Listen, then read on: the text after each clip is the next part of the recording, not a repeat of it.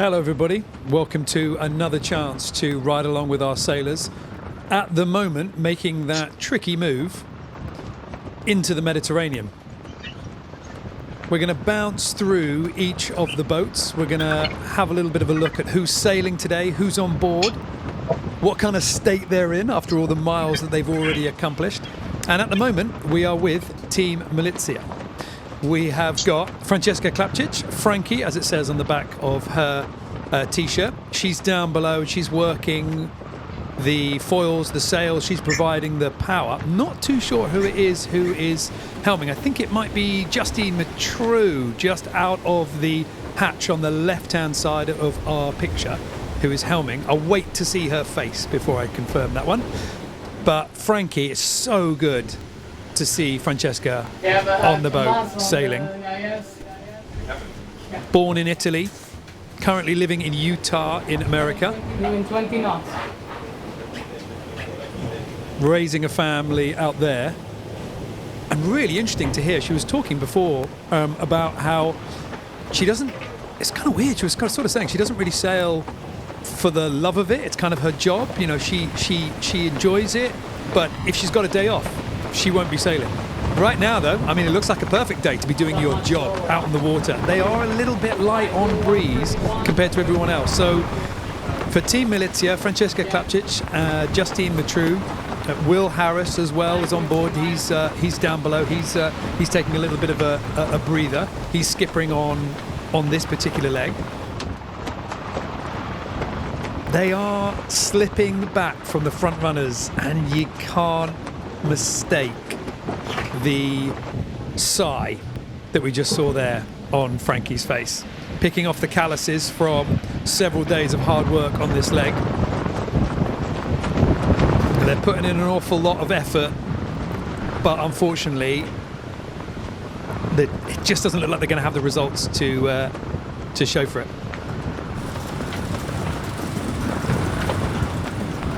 So Team Holcim-PRB, who are faring quite a bit better, while Team Malizia are still making their way to the Strait of Gibraltar. Team Holcim is in third, have been leading at stages on this leg, but they're back in third at the moment. Let's just wait until we go into the cockpit and we can have a little bit of a look at who we've got. That's the nav station right now. Just looking around, I can't see the telltale signs of someone's arm or feet hanging out from the bunk and who's asleep, because I think everybody's in the cockpit. I think everybody's working. This is something that we're seeing an awful lot. In the white t-shirt, Frank Camas, the man, the myth, the legend, the three-time winner of the ocean race. And yeah, why not make the oldest person on the boat get onto the handles and do all the winching and all the grinding? Just stepping through and coming out to the other side. I think that's Nico Lundven. I had to pause there because I think Nico is really showing that beard, that stubble that's been growing quite well while he's at sea. And then the man with his head out of the hatch, Alan Roberts, the young British sailor. And Rosalind Kuiper, the skipper, I think she's down below getting some sleep. She put out an incredible social media post earlier about how she was almost hallucinating when they went past a fishing boat on the water, and she was seeing it as a big dog with a big red nose, and she thought, okay, I've been awake for too many hours. I'm not making good decisions. Time to go to sleep. So the three boys are on deck, on the controls, and trying to chase down the leaders.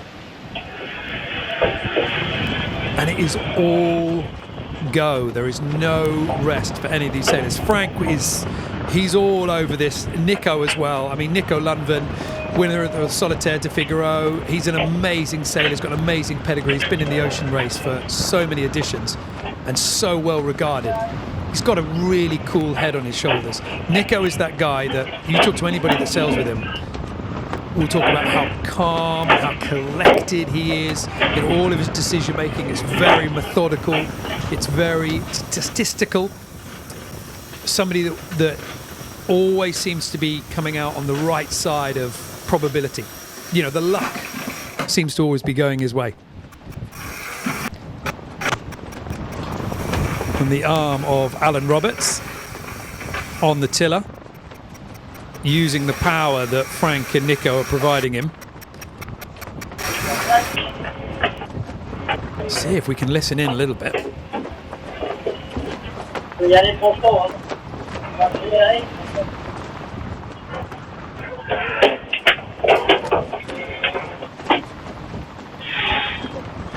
So, just while we're riding along with Team Holcim-PRB and watching Nico and Frank having to work so hard, as the 31-year-old Alan Roberts is on deck, just having the ride of his life. Interesting to see already some really good comments coming in, and thank you so much. I know that we didn't get around to getting through everybody's comments on the last one, so there's some interesting stuff, and we will keep checking in throughout the show. But one of the ones here that's really interesting, just because of what we're seeing. Do the winches on Team Holcim-PRB work in tandem or independently? Does it allow them to do faster manoeuvres, or is it only a matter of avoiding two people sharing the same handles? All of those winches, all of those winch handles, completely customizable. You can see Nico Lundven as he's working there. He's occasionally reaching down to pull. You can hear that click. That's the gear. He's pulling it, he's releasing it, and it's engaging and releasing a gear. They can use those winch handles to power the winches on the far side, the winches on the near side, all the winches, none of the winches, one of the winches. They can do things independently just through a series of gears. In the moment, that's quite important, that you know what gear you're changing and you connect to the right winch. But to answer your question, it's really smart system, and it allows you to do pretty much anything. When we get a chance to have a look at that cockpit view, you'll see a black tube going along the deck. And that's the drive shaft connecting the two winches together, if indeed that's what you want to do. And look, I mean, there's so many ropes. It's such a messy bedroom. There's so many ropes. I mean, bedroom, I mean, kitchen, I mean, living quarters, I mean, workspace, right? This is where they live. This is where they eat, where they sleep, where they do absolutely everything. And every single time they want to change something, all those ropes have got to come in. It's all those ropes got to come out. Another really good comment here. It's so awesome to see those legends sail. They are among some of the best sailors on the planet. Yeah, completely right. And as we move here to Paprec Arkéa, people like Frank Camas, I know, have inspired Yoann, Richomme, Corentin as well. You know, so many of these sailors. So for on deck here, this is what we're seeing today. Everybody is coming through the Strait of Gibraltar. And I'm just going to put the tracker up here just to show everybody where the action is happening. They are coming through here, the strait, and into the Med, and this huge yellow blob of breeze that is waiting for them out there. They know they have a really good opportunity to go fast. So all four sailors up on deck. Pascal Badigiri, closest to the camera at the moment. And I must say, Pascal has been working incredibly hard on this boat. Incredible navigator. He's won the ocean race before. Clearly a lover of coffee. That's his fuel of choice. But he's an amazing character. Really obsessive.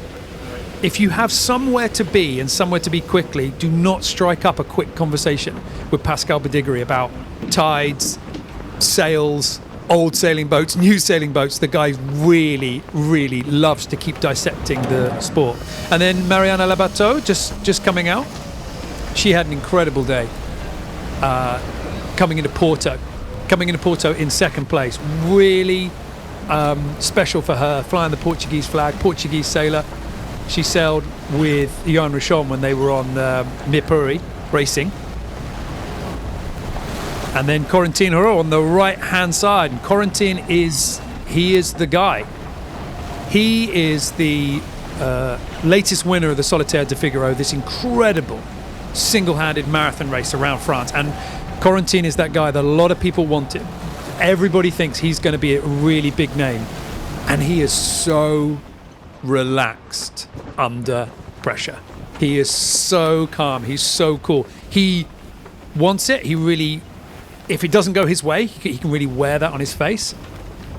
But he is an incredible person to have on board in terms of exuding confidence and calm. All right, making our way around the fleet, and we go to Biotherm. So Biotherm at the moment in second place and slipping back a little bit from Paprec Arkéa. So the view out in front, this is them as they are now passing through the Strait of Gibraltar. The Rock of Gibraltar will be somewhere on their left coming up. Paul Mayer on the helm. Sunglasses on the top of the head. And at the moment, they're not quite in the big breeze. 14, 15 knots we're seeing. The sea state's going to get a little rougher, but certainly the spray is going to start ripping over the deck. Yeah, no orcas yet on this leg. We've been really excited about the possibility of orcas. Well, we haven't seen them. We have seen a whale. We have had a whale sighting from, I think it was Team Malizia, I think they saw the whale.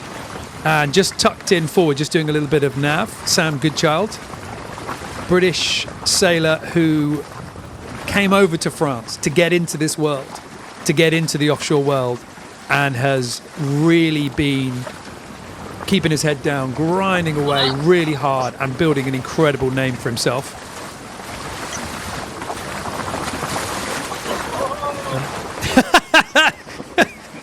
Okay, we'll stay with this. Well, I don't really know exactly what we're watching here, but we'll stay with it. We'll go with it.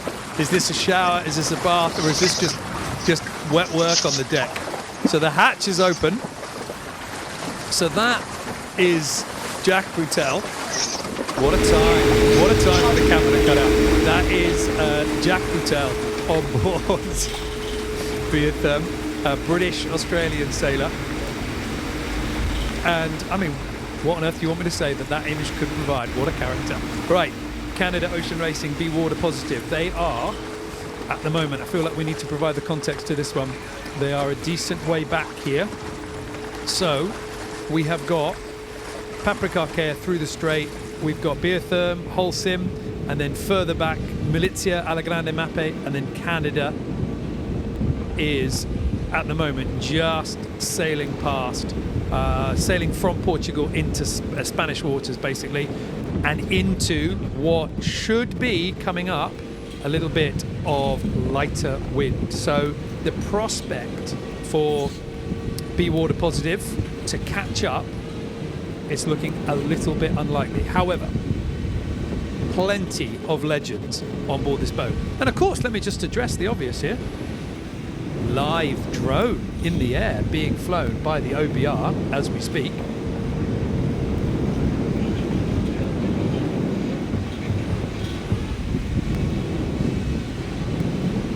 It's always a bit of a question. We always like to get the OBRs to get the drone in the air, especially for moments like this where we can get it live.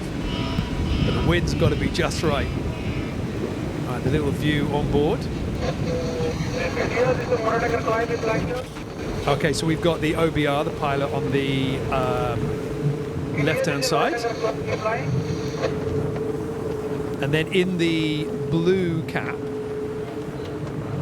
we've got Sebastian Marcet. There's been a very interesting dynamic that's been playing out on this boat between Sebastian and Chris Pratt, who looks like it's Chris that's got the eye shield on and is sleeping on his bunk. Been a lot of complaints about who's eating whose biscuits, and while it was smiles and laughter, you could honestly tell that I think Chris was really looking forward to his biscuit that Sebastian stole. But for this team at the moment, comfortable conditions. Pip Hare just on the bottom right, British sailor, an amazing legend in terms of British racing. 51 years of age, and is the person in charge of this boat at the moment. Scott Scheuer, the skipper, is onshore readying for the next leg.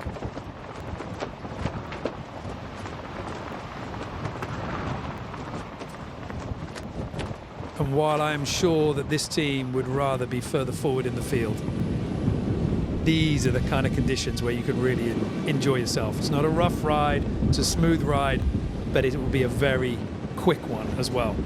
Just have a quick check on what their speed is at the moment.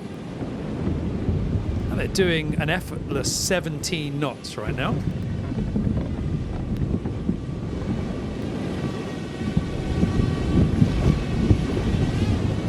Now, I wonder, are we going to stay with them while they try and catch the drone? We can? Okay. I mean, if we get a hint that they're gonna try and land the drone, you know, it's not sailing performance, but it would be very nice to be able to collectively congratulate the OBR for landing the drone. Those hatches that you have to put your hand out, you have to stand out there, you have to catch the drone. Those hatches aren't very big.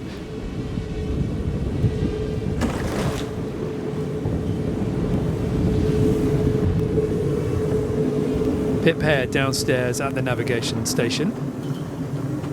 Sebastian on the controls, on the power. And at the moment, the autopilot driving.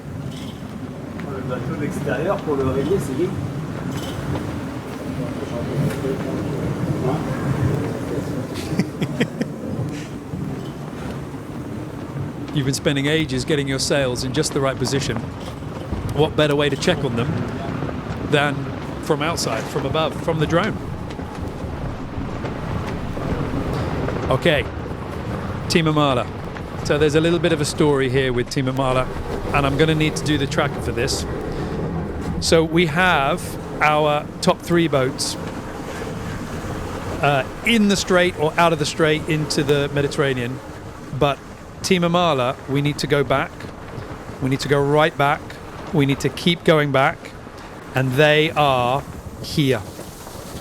They are a long, long way from the rest of the field. Unfortunately for this team, we've got that they really got stuck in the light winds, and they've been punished, and they've really, really, really been punished. At the moment on deck, Guillaume Roll, just on the right-hand side, young Swiss sailor. This is his kind of first foray, and at the moment we're just going down with Simon Costa, going down into the dark recesses of the boat. The rest of the team, Jess Berthold and Alan Rora, seem to be down below, seem to be sleeping, trying to get some rest. It's going to feel like a very long leg for this team. They are set to be finishing a decent way behind the leaders, just missing that weather, missing the breeze, and they really struggled to sail a section of the race that the other teams just slipped past.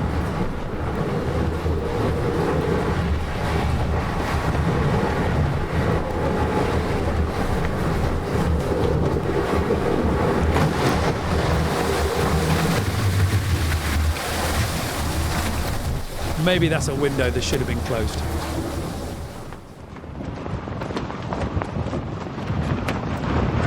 Team Malizia, and it was Justine Matru. It was Justine Matru.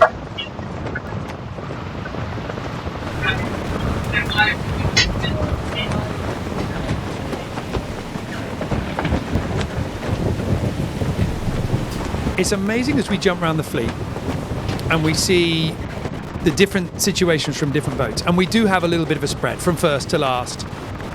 Even just that group of 3 to 4th and 5th, there are a decent, 80 miles separating quite a few of the boats. And I think the thing that's really important to understand here is anybody that's sailed, certainly anybody that's sailed offshore will understand that if you are racing a car around a racetrack, the corner that your opponent has just gone round, it's going to be exactly the same corner for you. It's not going to move in any way. It's going to be precisely the same. You can copy exactly their line. You can do exactly what they've done. But in sailing, the track is constantly weaving. The leader might have to go around 3 difficult corners, and then those corners could just evaporate, and then all of a sudden the racetrack is straight again. Every single one of these boats is now on their own individual challenge. They've got to sort of approach this very, very differently. Francesca Klapčić on the helm. Really interesting to see so many of the teams helming, not using the autopilot, just deciding to do it themselves, just deciding that that's going to be the best way to get something out of the boat.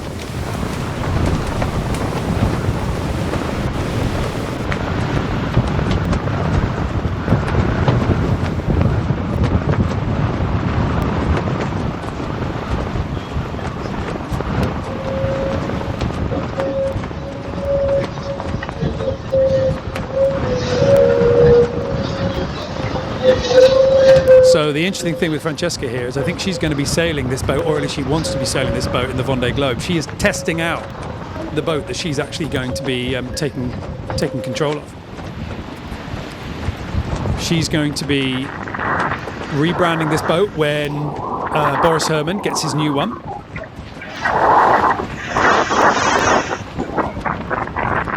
So I hope it's treating her well. I hope she's excited about it. I'll just catch my breath slightly.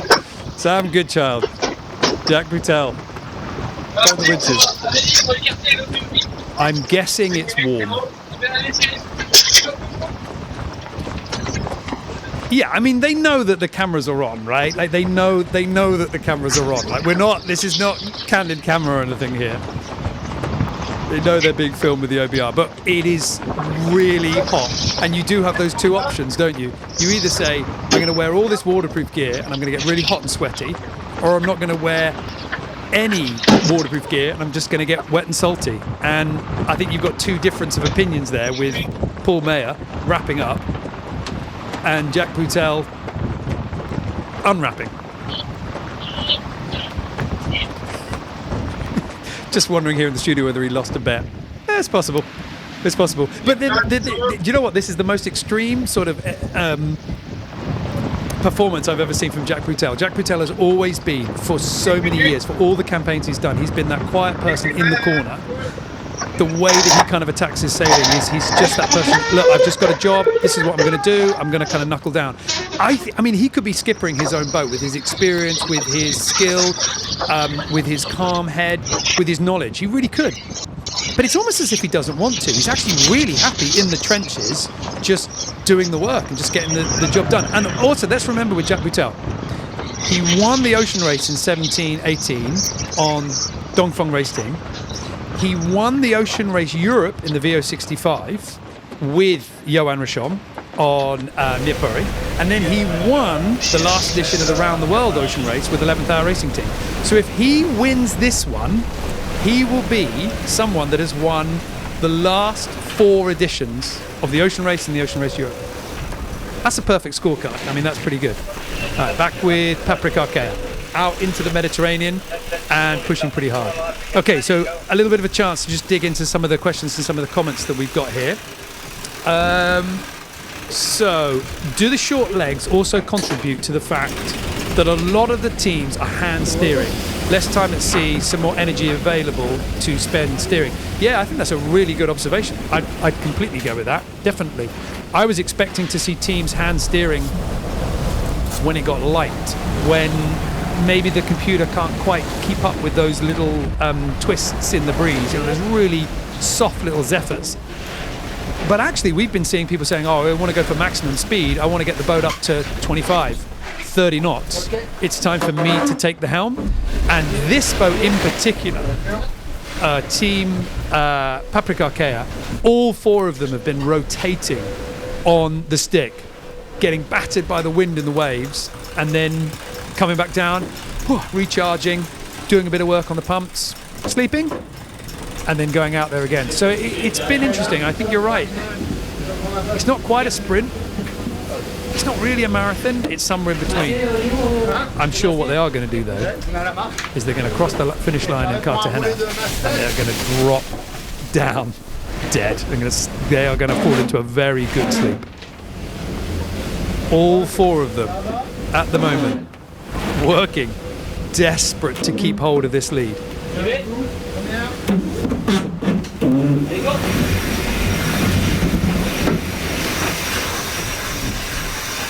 Right, big work here. This is a sail going away.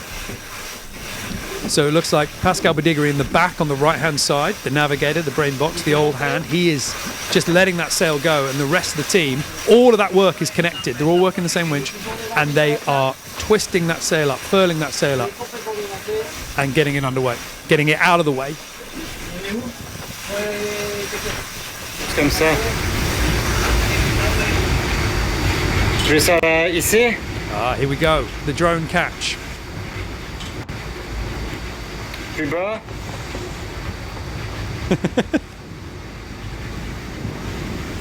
Now on the bottom of these drones, the onboard reporters like to fit a handle, so it's a little easier to sort of grab it and get to it.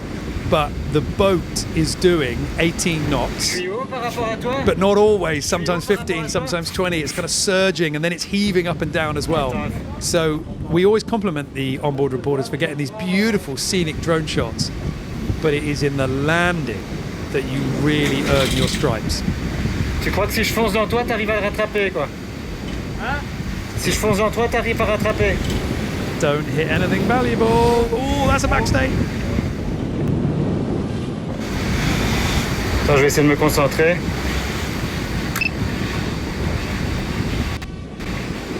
I remember we tried to do a live drone in 17-18 and we never got the catch. The screen went dark and we were just worried it went into the water.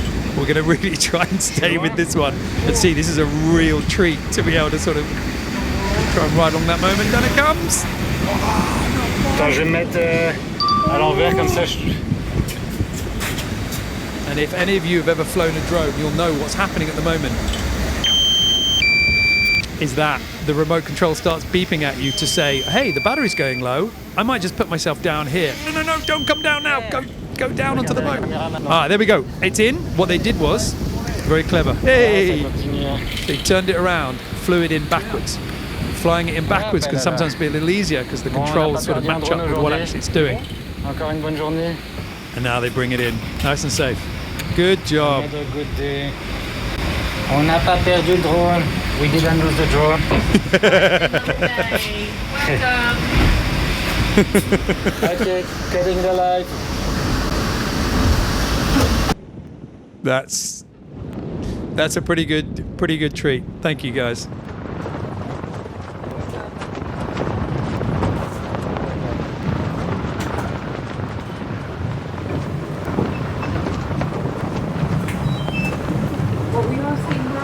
Now Pip Hare back in the cockpit, back to sailing.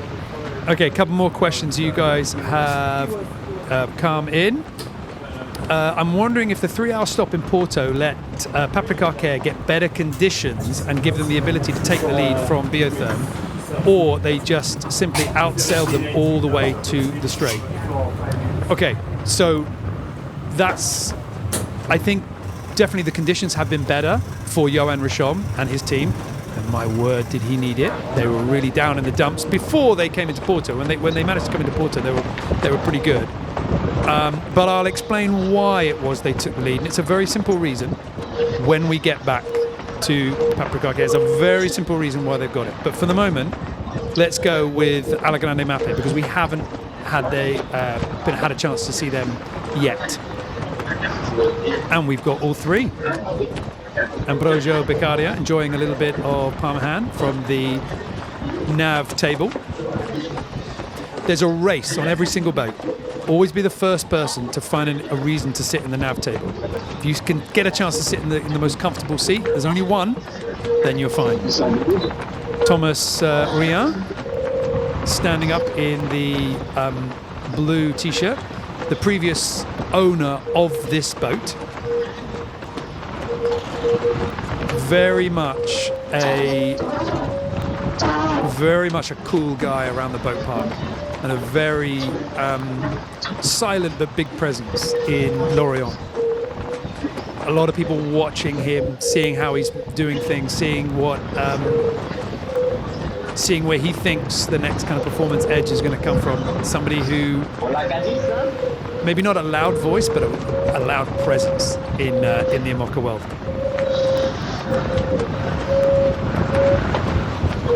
Just trying to stare at those numbers. I'm just trying to work out what speeds that we got from these boats.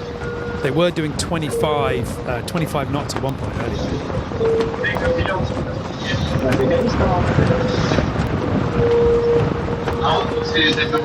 That's Morgan Le Gravière just talking to Thomas Rioux.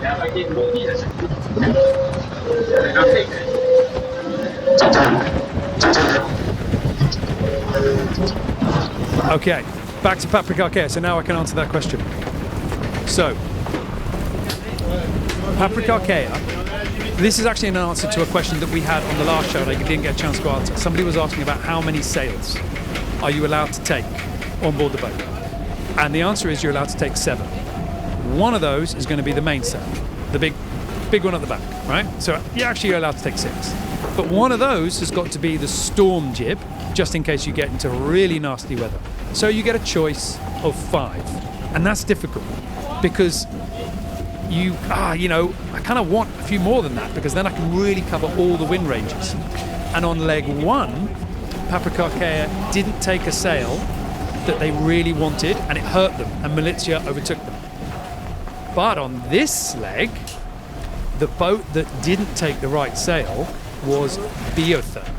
And Paprec Arkéa used the right sail because they were the ones that took it. They fitted it into their 5. For anybody that wants to know the correct term, it was the fractional code 0, the fractional reacher. And with that, they were perfectly set up for the breeze, and they went straight past Biotherm and into the lead. The conditions were good for them, yes, because that 3-hour delay, that definitely heightened their hand. But actually, it was a decision that they made long before we got anywhere near Porto, where they were standing there at the dock saying, which sails do we put on board our boat? That's good racing. That's thinking clearly and making some really sensible choices. A question here. Why do you think Biotherm is suddenly slipping behind the supposedly big sea heavy weather Amoca of Paprec Arkéa? Incredible with a live drone. Must be a new level of stress for the OBR. Yeah, I think it probably is a new level of stress for the OBR. Yeah, I mean, I think that the sails, as I was talking about, made a big difference, but these are definitely Paprec Arkéa's conditions. But, and I think this is really important, we need to do this team real justice here. They have been working at 100% since they came out from Porto. It's as if they said, if we're going to take the lead, if we're going to stretch, if we're going to really kind of win this leg, we have to do it in the first 24, 48 hours from Porto. We've got to do it. That's the win. This is our moment. And every single time I've checked in with the cameras, 4 of them have been on deck. They've been working constantly, discussing, rallying each other up, patting on the back. Come on, we can do this, we can do this. There's a real energy on board this boat. And yes, the boat, yes, the equipment they decided to bring, but also somehow pushing away the exhaustion and just going for it. Absolutely, nuts. Just seeing whether we've got any more sort of questions I can ask about that. How much customization can the teams have in the instrumentation and software running on the boat? Are the autopilots the same for all teams? I will give you a very simple answer to this because I'm the kind of person that will go deep into that if I let myself. They can do whatever they like, and there's a lot of systems. It is essentially a question of cash. The best systems cost a lot of money. And the autopilot, there's a number of systems. There's obviously a couple that are the market leader.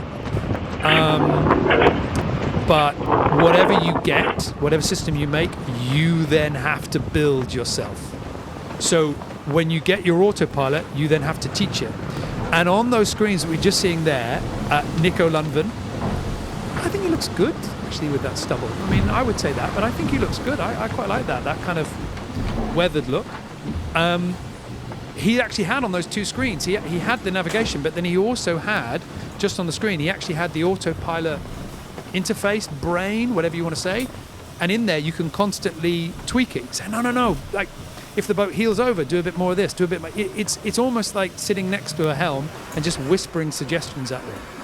And if you've been doing that for months, years before the race, your autopilot is really tuned. It's not a shortcut. You can't just buy a really good autopilot and put it in. You have to teach it.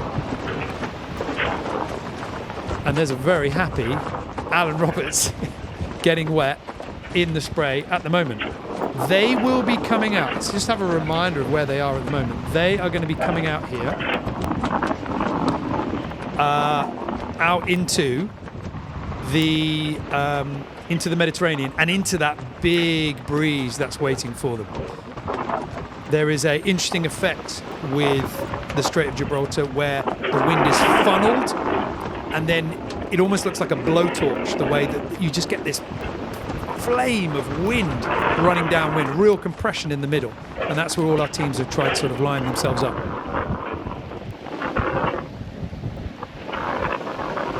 Really lovely to see on the dock earlier for Alan Roberts. His wife, I think they got married earlier this year, Alan Roberts and Amelie Grassi from Biotherm, and it's turned into quite a battle between the two of them, texting each other semi-sarcastic well dones and love hearts as they overtake each other. But there's an interesting battle for first place going on in that household.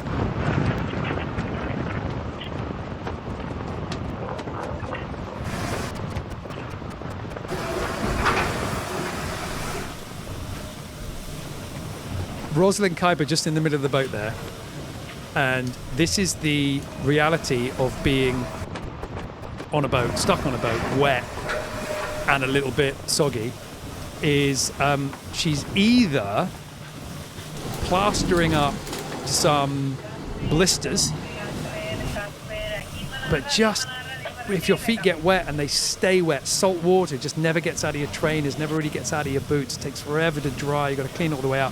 I think she's got some really bad blisters on her heels.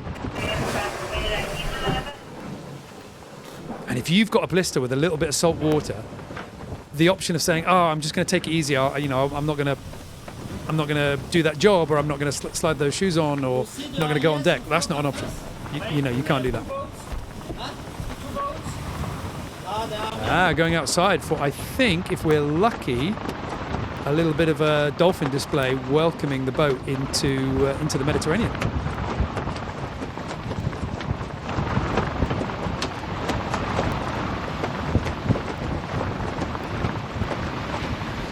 Just at the point. Dolphins are incredibly, don't feel bad. The dolphins are incredibly hard to get on camera. They never jump when you're pointing the camera at them. The left hand shift, Frank. And the left hand shift. Take me to women in the fishing boat at the moment.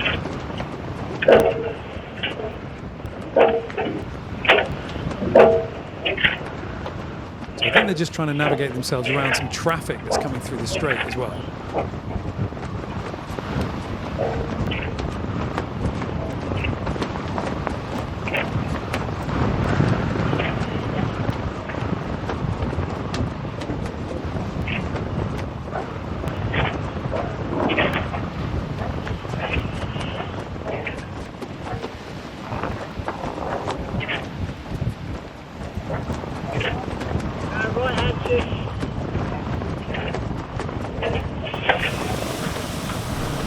Might be a race, but he's definitely enjoying himself out there at the moment.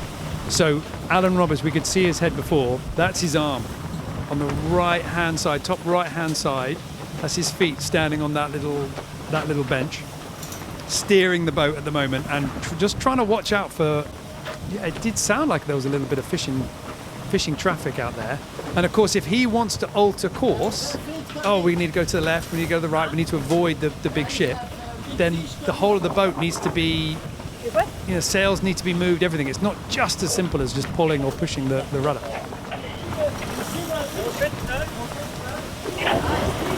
So down below, Rosie just setting up the winches with the various ropes that need to kind of come in. And this is a point of contention. I'll just jump on this because this is a comment from last time I did POV. Why do you keep saying rope? Rope is a line without a job. The only rope on a boat would be a spool waiting to become a line with a specky name for its purpose. So, yeah, I often get pulled up on this about calling it rope and not a line or not a sheet or not a whatever. I'm just going to call it a rope. It's fine. You know what I mean, right? Come on. You know what I mean. It's a rope. It might be a rope that's working or this fit. And if that allows you to feel you have some knowledge over me, then that's absolutely fine. I will call it a rope. You are free to complain about it. It's not a problem.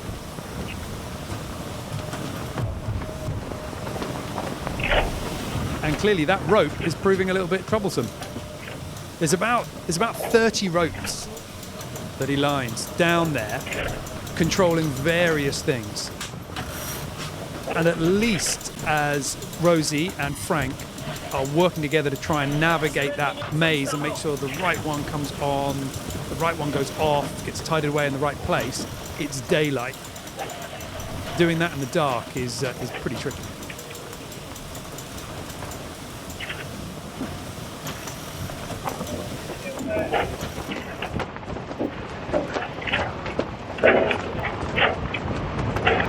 Just loving seeing Alan smiling so much going into the med. Job before tonight.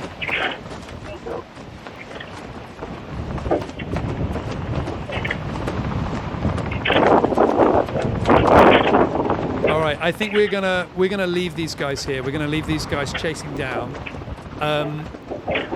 trying to find their way back into the fleet a little bit. They're all certainly working hard. That is steam. That is condensation that you can see on the inside of that bubble, because going on down below, it'll be warm, but a large portion of that heat won't be from the sun. It'll be from sweat. It'll be from human exhaustion. And Rosie's giving us a really good demonstration of who is working hard. And the race obviously is telling us why they're working hard as well. So Team Malizia, what a difference in breeze. Every single one of these boats right now is just on their own journey. Paprec, Arkéa, Yoann, Richomme, they're in the big wind. Holcim, Biotherm, trying to get into that wind and then a good way back. Team Malizia, Alla Grande Mappe, hoping that their luck is going to change. And then obviously Canada Ocean Water Racing and Team Amaala, a good way back as well. So this race is getting into those kind of final stages. We would expect to see the boats with another 48 hours to go. The wind is going to change. It's going to start coming onto their nose, so they're going to have to deal with that. It's going to be a really hard transition. And they've all been hand steering, and they've all been working through the night, and they've all been getting wet and salty. So this leg will feel very, very long by the time they get to Cartagena. Right, thank you very much for joining us, guys, and thank you very much for the sailors for letting us ride along. This leg continues, and we'll have to see if Paprec Arkéa can hold on to what they've built, or whether this change of the wind that's coming is going to wipe out their lead. We'll wait to find out. Thanks very much.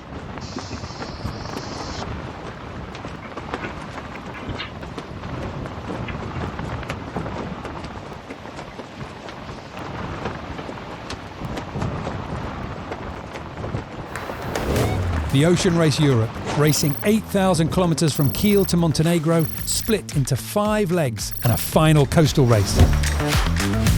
Performance on the water means points on the scoreboard, with the team having the highest score overall winning the trophy. There are 7 points for a leg win, 6 for second place, down to just 1 point for the 7th finisher. Fail to finish a leg and you get nothing. But there are a few twists.